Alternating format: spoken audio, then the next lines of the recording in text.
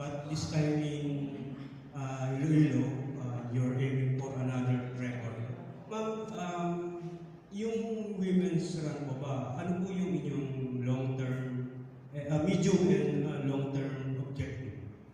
So for women's run po, we really want to increase the women participation. That's why not only here in Metro Manila, so part of our mission is to expand and grow in numbers. So that's why we're touching base. Papunta po ng Iloilo. Kasi yung Iloilo po, pinakamaraming babae na sumali lang in last of the events that I saw in the registration that we handled there. Yung mga babae po na sumasali usually umabot ng 300, yun ang pinakamadami, 400. And I'm happy to say now that our current registration is at 800. So I think our event, we still have 1 week or 1 or 2 weeks more. So sana po ma-reach natin yung target. I'm actually aiming for 1,000. So, pero hoping talaga na, mahirap po I'm telling you now, it's not easy to get, kasi yung usual population ng event, babae, lalaki. So, sa akin po kasi, kailangan siya ng extra effort. Talagang pag-iisipan mo, paano natin ma-encourage yung mga babae sumali? Ano ba kaya kailangan kong gawin para sumali sila lalo? How can I make sure that I will be able to increase this? So yung preparation po namin, hindi po siya madali. Tsaka we really need efforts and also help from everyone to make it happen. Ma'am, do you see a women runner from your end, from your program, na makaka-qualify sa national team, makakalaro sa SEA Games, makakalaro sa Asian Games, and maybe sa Olympics? Naku, sana po. Wish ko din meron. Actually, those who are joining our events are also joining those Maina marathons, diba? Yung mga big events also. So, nakakatuwa po na kahit this event is not really that competitive, but they're still joining. So, yung gusto ko po sana is through the programs and for the trainings that we were able to have, hindi lang po siya ganun ka-consistent because of the schedule factor and then also the finances that I'm also putting in. So it's really hoping that they can increase their trainings and sana makarating po sa ganung level din po yung mga runners natin dito sa Women's Run. Ma'am, last question. Si Coach Rio kasi merong progressive program, yung mag-start ka ng 5, then later on, we will have to go to 10, and then 16, and 21, and then 32, and then 42. Ito pong, kasi nag-mention kayo ng training kanina, exclusive for women, no? Ito ba, ma'am, yung program na ganito, ipuput in nyo din dito sa Women's Run? Usually po yung training runs namin, it leads to the main event, which is the Women's Run event. So, you're right, no, with the program that Rio also put up, which is the trilogy that we were able to start with just, you have 5, 10, 16, 5, 10, 32, 5, and 21 pala, and then 32, and then 42. But here at Women's Run, we started off with just one category last year, which is 5. This year, we increased it to 5 and 10. We want to retain the 5 kilometers because we are still catering to the beginners. The 10 kilometers, these are the runners who increased their mileage from last year's event. That's why we reached 10. Now, next year, we're going to have 16 kilometers. So 5, 10, and 16. But we're not going to touch the 21 kilometers yet because it's too early. So for us to make sure that the women are well prepared, we have to make sure that we can only progress. Parang tama na po yung progression, hindi po siya biglaan lang din. Thank you. Welcome. Thank you also. Good morning. Hi, sir. Your objective not only to promote the art of running in women, but also to discover and young promising runners in the caliber of Cristabel Marquez, Mary Joy Cabal, Mercedita Manipur, Christina Lasco. and the other one from Mindanao. So now, do you kindly believe that your project or your program will become a breeding ground of future women runners.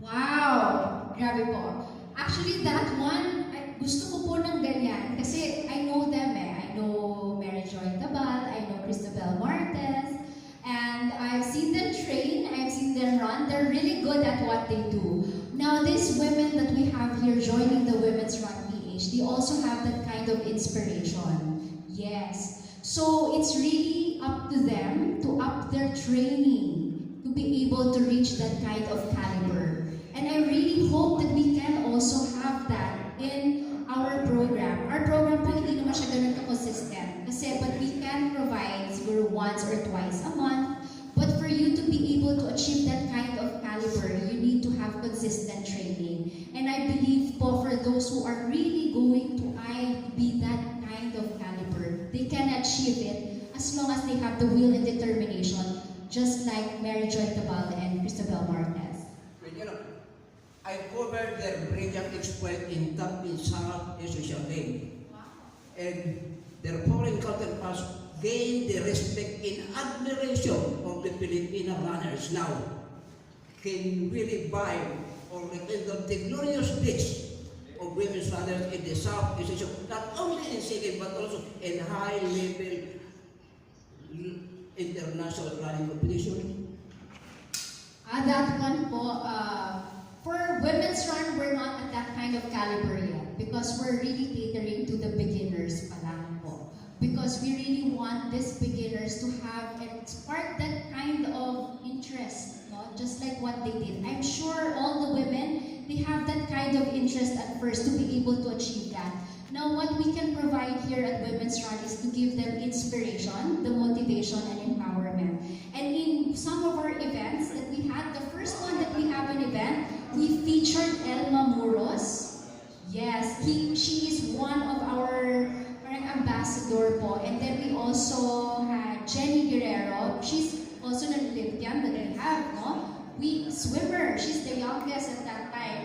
And we also featured her. Why do we have these women in our events? It's because it sparks interest, it gives inspiration, and it motivates people to be as grand as them. You know, there are so many young talented runners in the countryside. And do you plan or are you contemplating the idea bringing marathon right in their doorstep? Oh, marathon.